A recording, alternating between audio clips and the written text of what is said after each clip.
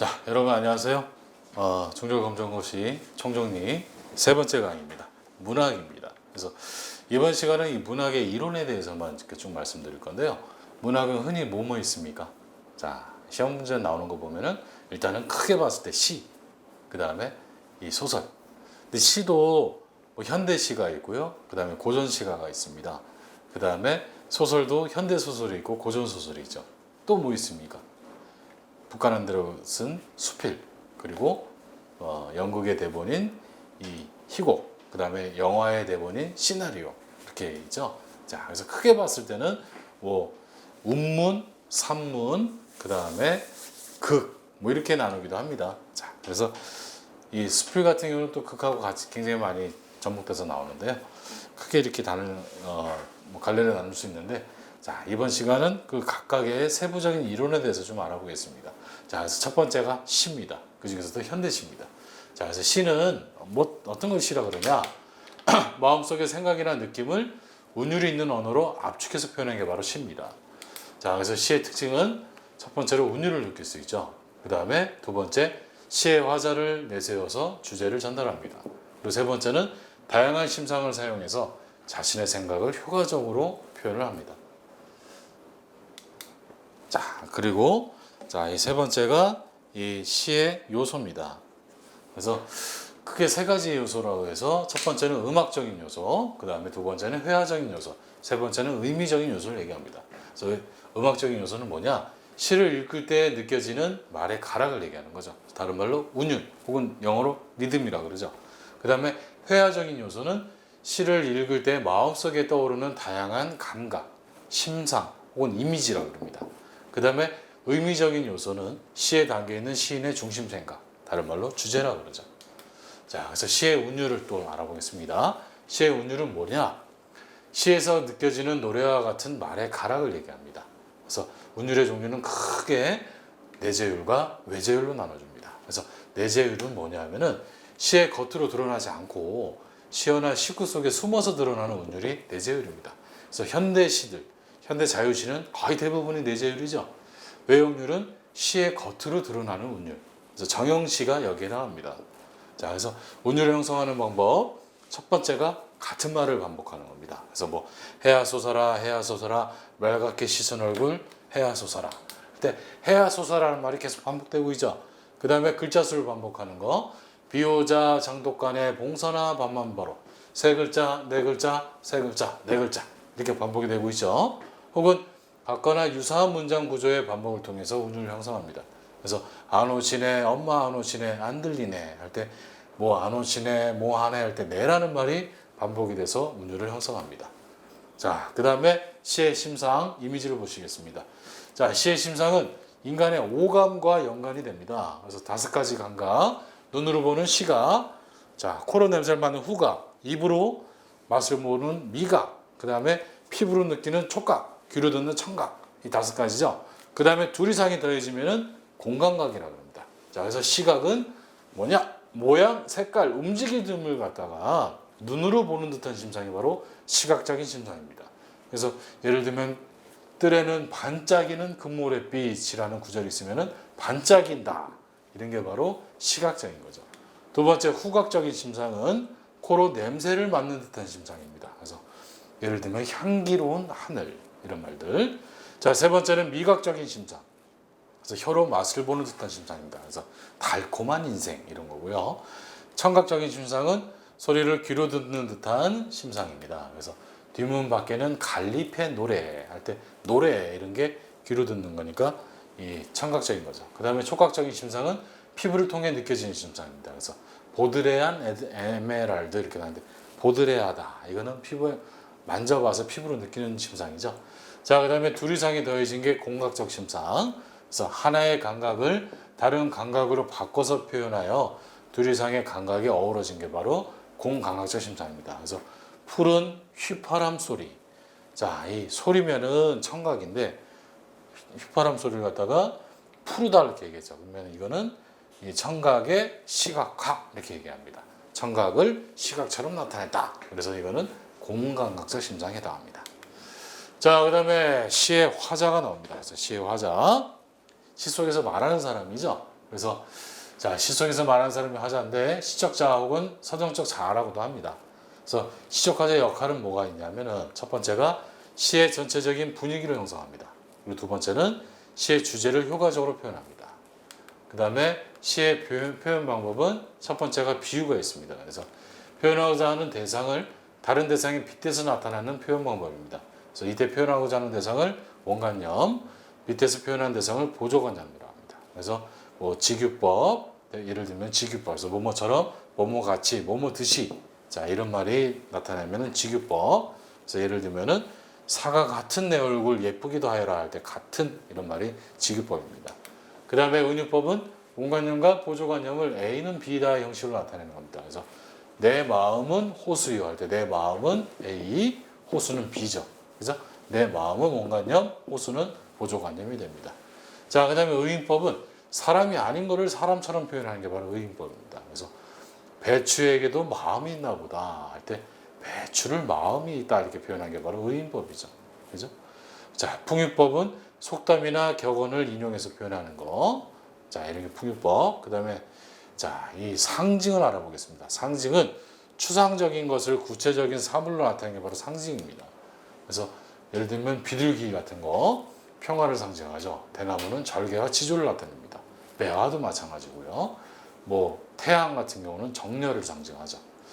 자, 그 다음에 반어법은 자신의 생각과 반대로 표현하는 겁니다. 그래서 예를 들면은 나보기가 역겨워 가실 때에는 죽어도 아니 눈물 흘리리다 라는 구절이 있다고 봅시다. 죽어도 아니 눈물 흘린다. 자, 나보기가 역겨워 가실 때에는 행을 나누면은 이렇게 나눌 수가 있습니다.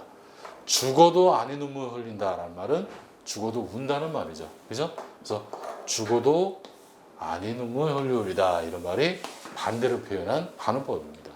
자, 그 다음에 역설법은 논리적으로 모순되는 표현을 사용해서 속뜻을 강조하는 겁니다. 그래서 외로운 황홀한 심사. 외롭다와 황홀하다가 서로 매치가 안 되죠. 그죠? 하지만 의미를 갖고 있을 때 외로운 황홀한 심사입니다. 그 다음에 강철로 된 무지개. 무지개가 강철로 됐습니까? 아이언맨입니까? 아니죠. 자, 그래서 이런 거는 역설법이라고 합니다. 자, 알아두시기 바랍니다. 그 다음에 시의 갈래, 형식에 따라서 자유시, 그 다음에 정형시, 산문시 이렇게 나눌 수가 있습니다. 그래서 자유시는 뭐냐면은 운율과 형식에 얽매임이 없이 자유롭게 쓴 게 바로 자유시입니다. 그래서 대부분의 현대시가 자유시에 속하고요. 운율은 내재율입니다. 그 다음에 정형시는 운율이 일정한 규칙에 의해서 제한을 받는 시입니다. 그래서 대표적인 게 시조가 있습니다. 그래서 뭐 예를 들어서 사음보 이렇게 얘기하죠. 그래서 이런 거는 운율이 겉으로 드러나기 때문에 외형률이라고 합니다. 그 다음에 산문시는 시의 내용을 행의 구분이 없이 산문처럼 쓴 게 바로 산문시입니다. 자, 그래서 이게 시야 싶지만 자, 내용을 보면은 약간의 운율이 있기 때문에 자, 시라고 얘기합니다. 자, 또 내용에 따라서 서정시, 서사시 이렇게 나눕니다. 그래서 서정시는 개인의 감정을 표현하시고요. 서사시는 일정한 사건을 시간의 흐름에 따라 서술하는 게 바로 서사시입니다. 자, 그리고 두 번째가 바로 시조입니다. 시조. 시조는 3장. 그러니까 3장이라는 것은 세 줄을 얘기하는 겁니다. 그래서 초장, 중장, 종장 이렇게 3장으로 되어 있고 6구, 구절이 한 장마다 두 개의 구절이 나옵니다. 그래서 6구. 그 다음에 글자 수를 다 세보면은 45자 정도 됩니다. 자, 그래서 3장 6구 45자 내외에 우리나라에만 있는 고유의 정형시를 갖다 걸어서 시조라 그럽니다. 그래서 형식은 3장 6구 45자 내외 일방적인 형식을 갖고 있고요. 글자 수를 갖다 봤을 때 3, 4조 혹은 4, 4조의 음수를 지닙니다. 3, 4조는 뭐냐면은 세 글자, 네 글자, 세 글자, 네 글자가 나온다는 얘기고 4, 4조는 네 글자, 네 글자가 나온다는 얘기입니다. 그리고 사음보의 규칙적인 율격을 이룬다 이렇게 나오는데 사음보의 규칙적인 율격은 뭐냐면은 한 행이 세 글자, 네 글자, 세 글자, 네 글자, 혹은 네 글자, 네 글자, 네 글자, 네 글자에서 이렇게 네 도막으로 나눠서 읽힌다 이런 이야기입니다. 이걸 갖다가 음모라 그럽니다. 그리고 초장, 중장, 종장으로 나눠지고요. 그 다음에 자 중요한 거죠. 종장의 첫 음모는 반드시 세 글자로 고정이 되어 있습니다. 그래서 종장의 첫 음자는 반드시 세 글자라는 거 이거 알아두시기 바랍니다. 자, 그래서 시조의 종류는 평시조가 있습니다. 그래서 평시조는 3장 6구 45자 내로 된 가장 기본적인 형태를 가진 게 평시조. 그 다음에 어시조는 평시조보다 2구 이상이 길어집니다. 그래서 뭐 중장이 길어지는지 종장이 길어진 거. 그 다음에 연시조는 초중 종장으로 이루어진 시조를 한 수로 해가지고 2수 이상으로 이루어진 게 바로 연시조입니다. 자, 그 다음에 이 시조의 작가는 초기에는 주로 그러니까 고려 말부터 조선 초기 이때는 양반층이 창작을 했습니다. 하지만 조선 후기에 와가지고는 평민계층이 창작한 작품이 많이 등장해서 작가층이 확대가 되고 다양해졌습니다. 자, 그 다음에 여러분 이제 소설을 같이 보시겠습니다. 소설. 자, 소설은 뭐냐? 현실 세계에서 있음직한 일을 작가가 상상해서 꾸며낸 게 바로 소설이죠. 그래서 작가가 상상해서 꾸몄었다. 하지만 허황된 게 아니고 있음직한 일이다. 있음직한은 띄어도 되고 붙여도 됩니다. 자, 이런 말을 이게 바로 소설의 정의다. 이거 알아두시기 바랍니다. 현실에서 있음직한 일을 작가가 상상해서 꾸며 쓴 거. 자, 그래서 소설의 특징은 첫 번째가 허구성입니다. 그래서 작가가 상상을 통해서 꾸며냈기 때문에 허구적이죠. 두 번째는 진실성입니다. 그래서 인생의 진리를 추구하고 삶의 진솔한 이야기를 담습니다. 그래서 뭐 이렇게 살면 안 된다는 거, 이렇게 살아야 바람직하다는 거, 이런 깨달음을 주게 되죠. 그 다음에 모방성이란 뭐냐 하면은 상상을 바탕으로 하고 있지만 현실을 모방하고 있습니다. 그래서 현실에서 있음직한 일을 쓴다는 얘기입니다.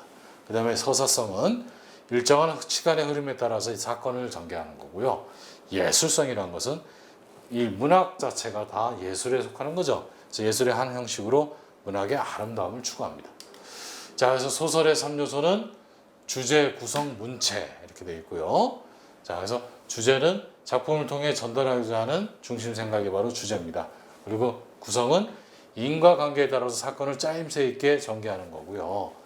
문체는 작가의 개성적이고 독특한 문장의 표현입니다. 자, 그러면은 소설 구성의 3요소는 뭡니까? 소설 구성의 3요소는 인물과 사건과 배경이죠. 그죠? 인물, 사건, 배경이 바로 소설 구성의 3요소라는 거 알아두시기 바랍니다. 소설의 3요소는 주제, 구성, 문체, 소설 구성의 3요소는 인물, 사건, 배경이다. 자, 그래서 그럼 소설의 구성을 다시 보겠습니다. 자, 대부분이 5단 구성이 많습니다. 5단 구성은 발단, 전개, 위기, 절정, 결말로 나옵니다. 그래서 이걸 그림으로 그리면은 이런 식으로 이렇게 됩니다. 그래서 발단, 전개, 위기, 절정, 그 다음에 대단원 이런 식으로 산맥의 모양처럼 이렇게 진행이 됩니다. 그래서 발단 부분에서는 뭐가 나오냐? 인물과 배경이 소개가 되고요. 사건의 실마리가 드러납니다. 그리고 전개에서는 인물 간의 갈등이나 대립이 시작됩니다. 그리고 위기는 갈등과 대립이 깊어지면서 긴장감이 고조되죠. 자, 그 다음에 절정에서는 갈등과 대립이 최고조에 이르면서 사건 해결의 실마리가 보입니다. 마지막으로 결말은 갈등이 해소되고 주인공의 운명이 결정돼서 이야기가 종결이 됩니다.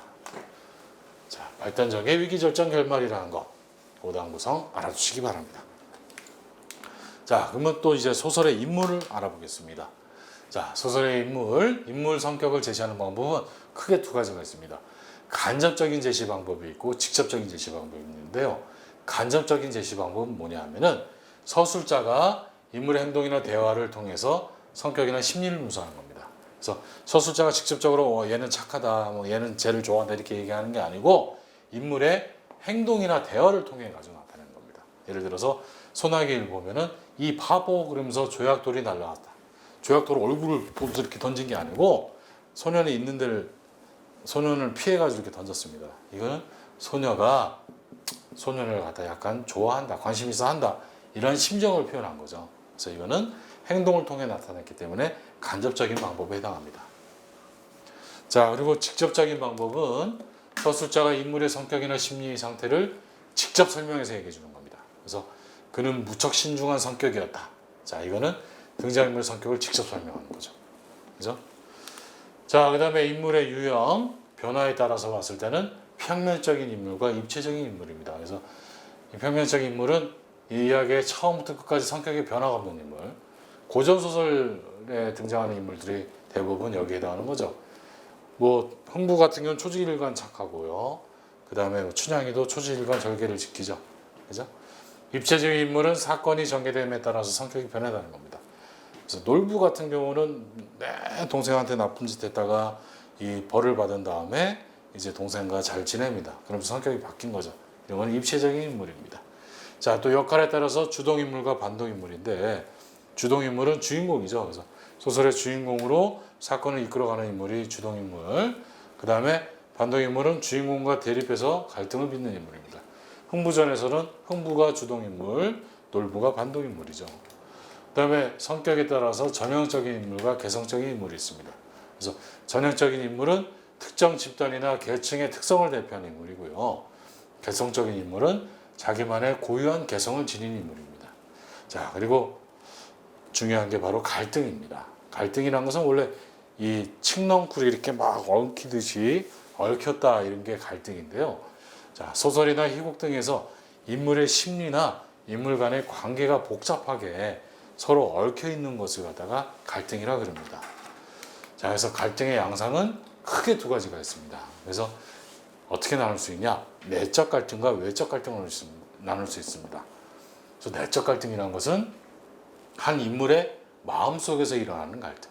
쉽게 얘기해서 고민이죠, 고민. 그다음 번민. 이런 게 내적 갈등이고요. 외적 갈등은 갈등이 대화나 행동으로 겉으로 드러나는 갈등입니다. 자, 그래서 외적 갈등은 인물과 인물 간의 갈등일 수도 있고 인물과 사회의 갈등일 수도 있고 뭐 인물과 자연과의 갈등일 수도 있습니다. 자, 그래서 갈등의 종류. 자, 첫 번째는 인물과 인물 간의 갈등. 두 인물 사이에서의 성격이나 가치관 차이에서 오는 갈등이 바로 인물과 인물의 갈등이고요. 인물과 사회의 갈등은 개인이 살아가면서 겪는 사회 윤리나 제도와의 갈등입니다. 그 다음에 인물과 자연과의 갈등은 인물이 자연 환경에 의해서 겪게 되는 갈등이고요. 마지막으로 인물과 운명의 갈등은 인물이 자신에게 주어진 운명에 의해서 겪게 되는 갈등입니다. 자, 아시겠습니까? 자, 그러면 이제 좀만 더 보겠습니다. 소설의 배경. 자, 배경의 유형은 크게 이 세 가지로 나눠지는데요. 첫 번째는 시간적 배경이 있습니다. 그래서 작품 속의 배경이 되는 시대나 계절을 얘기하는 거고요. 공간적 배경은 작품 속에 사건이 벌어지는 장소가 바로 공간적 배경. 마지막으로 사회적 배경은 사건이 전개되는 사회 현실과 역사적인 상황을 얘기합니다. 자, 그래서 이 배경은 어떤 역할을 하느냐? 작품의 분위기를 조성합니다. 그리고 인물과 사건의 현실성을 부여하고요. 주제를 뚜렷하게 드러내주고 마지막으로 인물의 심리와 사건의 전개를 암시하기도 됩니다. 자, 그래서 배경의 역할 알아두시기 바랍니다. 자, 그리고 소설의 서술자와 시점이 있습니다. 그래서 서술자는 이야기 속에서 등장해서 말하는 사람입니다. 그래서 말하는 사람의 관점이 바로 시점인데요. 인물이나 사건을 바라보는 서술자의 관점입니다. 그래서 크게 네 가지로 나누죠. 크게 나누면 두 가지죠. 1인칭 시점과 3인칭 시점. 1인칭 시점은 다시 1인칭 주인공 시점과 1인칭 관찰자 시점을 나눠줍니다. 자, 1인칭 주인공 시점은 나가 바로 주인공인 거죠. 그러면서 서술자인 겁니다. 그래서 주인공인 나가 자신의 이야기를 서술하는 게 바로 1인칭 주인공 시점입니다. 그리고 1인칭 관찰 시점은 나가 소설 속에 등장하지만 주인공이 아니라 보조인물입니다. 그러면서 서술자인 겁니다. 그래서 주인공이 아닌 주변 인물인 나가 주인공을 관찰하는 입장에서 서 있는 게 바로 1인칭 관찰자 시점. 자, 3인칭 시점은 첫 번째가 작가 관찰자 시점이 있습니다. 그래서 서술자는 관찰자 역할을 합니다. 그래서 작품 속에 있는 게 아니고 작품 밖에 있습니다. 그래서 작가가 관찰자의 입장에서 인물의 말과 행동을 객관적으로 관찰해서 이야기하는 게 바로 작가 관찰자 시점이고요. 그 다음에 전지적 작가 시점은 서술자가 곧 신적인, 전지라는 것은 모든 걸 다 한다는 뜻이거든요. 신적인 입장에서 얘기합니다. 그래서 작가가 신처럼 전지전능한 입장에서 사건의 속사정과 인물의 내면 세계까지도 파악하는 게 바로 전지적 작가 시점입니다. 자, 그리고 이 고전소설과 현대소설의 비교를 해보겠습니다. 자, 이 고전소설과 현대소설 주제는, 자, 고전소설은 권선징악, 그러니까 착한 사람은 복을 받고 나쁜 사람은 벌을 받는 거죠. 인과응보랑 같은 말입니다. 그다음에 교훈적인 내용을 많이 담고 있고요. 현대소설은 인간과 사회에 대한 다양한 탐구가 나옵니다. 그리고 자, 고전소설은 행복한 결말이 많이 나오는데 현대소설은 결말이 다양합니다. 그리고 문체는 고전소설은 낭송체, 그러니까 읽기 편한 낭송체 혹은 운문체나 이 딱딱한 문어체, 글에서나 쓰이는 문어체가 많고요. 그 다음에 현대소설은 산문체나 구어체가 많이 사용됩니다. 그리고 표현은 자, 고전소설은 이 과장이나 나열, 그 다음에 한문 문장이 삽입된 경우가 많은데 이 현대소설은 섬세한 묘사가 많이 쓰입니다. 그리고 인물은 고전소설은 전형적인 인물과 평면적인 인물이 많이 등장하는데 이 현대소설 같은 경우는 개성적인 인물과 입체적인 인물이 많이 등장합니다. 자, 그리고 구성은 고전소설은 시간의 흐름에 따른 추보식 구성이 많은 반면에 자, 이 현대소설은 작품에 따른 다양한 구성이 나옵니다. 그래서 뭐 추보식 구성도 있고요. 뭐 역순행적 구성도 있고 액자식 구성도 있고 많습니다. 자, 그 다음에 고전소설의 사건은 우연적인 경우가 많습니다. 하지만 이 현대소설은 필연적이죠. 그죠? 그리고 배경은 막연하고 비현실적인 배경이 많이 등장합니다. 고전소설에서는. 근데 현대소설에서는 구체적이며 현실적인 배경이 나타납니다. 자, 그러면 이제 수필을 보시겠습니다. 수필은 개념을 보겠습니다. 수필이란 뭐냐? 글쓴이가 일상생활 속에서 직접 체험한 내용을 자유롭게 쓴 게 바로 수필입니다. 그래서 수필의 특성은 자유로운 형식입니다. 형식에 제약이 없이 자유롭게 쓰는 거고요. 그 다음에 신변잡기적입니다. 그래서 일상생활과 관련된 모든 것들이 다 소재가 될 수 있습니다. 그리고 개성적입니다. 그래서 글쓴이의 개성이 강하게 나타나고요. 그 다음에 비전문적인 글이죠. 그래서 전문가가 아니라도 누구나 쓸 수 있습니다. 그리고 사실적입니다. 그래서 실제로 체험한 내용이 담겨 있습니다. 그리고 고백적입니다. 그래서 글쓴이의 생각과 느낌이 솔직하게 담겨 있습니다. 자, 수필의 요소는 자, 크게 네 가지가 있는데요. 첫 번째가 소재입니다. 그래서 주제와 가장 관계 깊은 소재, 글감, 이야기거리라고 그러죠. 그 다음에 주제는 글 속에 나타나는 글쓴이의 주된 생각, 중심 생각이고요. 문체는 문장에 나타나는 글쓴이만의 독특한 개성입니다. 그리고 구성은 주제를 효과적으로 전달하기 위한 글의 짜임을 얘기합니다. 자, 그래서 수필의 갈래. 자, 크게 봤을 때 경수필과 준수필을 나눕니다. 그래서 경수필은 뭐냐면은 자신의 개인적인 체험을 자유롭게 쓴 거고요. 중수필은 사회적인 관심거리에 대해서 자신의 생각을 논리적으로 쓴 겁니다. 자, 그리고 경수필의 특징은 뭐냐면은 친근하고 가벼운 느낌을 줍니다. 그리고 개인적이고 주관적이고 문학적인 성격이 강하고 정서적이고 신변잡기적입니다. 반면에 중수필은 무겁고 철학적인 느낌을 주고요. 사회적 비평적인 내용이 많고 보편적인 논리와 이성이 바탕이 됩니다. 그리고 객관적인 근거를 바탕으로 씁니다. 자, 그래서 경수필의 성격은 주관적이고 개성적인 신변잡기적인 반면에 이 중수필은 논증적, 사색적, 지적이죠. 그리고 자, 경수필의 종류는 뭐 그냥 수필 말고도 편지, 일기, 기행문이 있고요. 그 다음에 중수필은 서평이나 평론, 칼럼 등이 있습니다. 자, 그리고 수필을 감상하는 방법은 수필에 나타난 글쓴이의 상황과 처지를 이해하면서 읽습니다. 그래서 쉽게 해서 공감하면서 읽는다는 얘기죠. 그리고 두 번째는 수필에 담긴 글쓴이의 정서와 인생관을 파악합니다. 다른 말로 가치관이라고 합니다. 가치관을 파악하면서 읽습니다. 그리고 세 번째는 수필이 주는 교훈을 파악하면서 자신의 삶을 생각합니다. 그리고 마지막으로는 글쓴이의 개성적인 문체와 표현을 살피면서 읽어야 됩니다. 자, 또 나왔습니다. 소설과 수필의 차이점. 자, 이 수필에 표현된 세계는 사실, 그래서 체험이 바탕을 이루는데 소설은 허구, 상상의 줄을 이룹니다. 그리고 소설, 수필에서 작품 속에 말하는 나는 글쓴이 자신인 반면에 소설은 창조된 인물, 허구적인 인물이죠. 그 다음에 수필은 작가가 비전문적인 거에 비해서 소설은 전문성을 갖고 있습니다. 그리고 자, 이 수필은 형식적인 제약이 없는 반면에 소설은 형식적인 제약이 많습니다. 자, 그리고 이제 마지막 희곡과 시나리오를 같이 보시겠습니다. 자, 희곡은 뭐냐 하면은 무대 상영을 목적으로 한 연극의 대목입니다. 그래서 희곡은 무대 상영을 전제로 하고요. 다 현재형으로 진행이 되죠. 이 이야기상 과거의 이야기라고 하더라도 이 관객 앞에서는 실제로 보여주는 거니까 다 현재형일 수밖에 없습니다. 그 다음에 대사와 행동을 통해서 사건이 전개가 됩니다. 자, 그리고 대립과 갈등이 중심이 되고요. 막과 장을 기본 단위로 합니다. 자, 근데 희곡은 제약이 많습니다. 어떤 제약이 있냐? 시간적이고 공간적인 제약을 받습니다. 그리고 등장인물 수의 제약을 받습니다. 희곡에서 삼국지 이런 거 못합니다. 자, 희곡의 3요소는 해설, 지시문, 대사인데요. 해설은 이 무대 장치나 인물, 배경 등을 지시하는 겁니다. 그리고 지시문은 무대 지시문, 그 다음에 동작 지시문 나눠지는데 무대 지시문은 배경, 무대 장치, 조명, 분위기 등을 제시합니다. 그리고 동작 지시문은 인물의 동작, 표정, 심리, 말투 등을 지시합니다. 그리고 대사는 대화입니다. 대화와 독백, 광백으로 이루어졌는데요. 대화는 등장인물들이 서로 주고받는 말입니다. 그래서 사건 전개와 성격 형성에 중요한 역할을 하고요.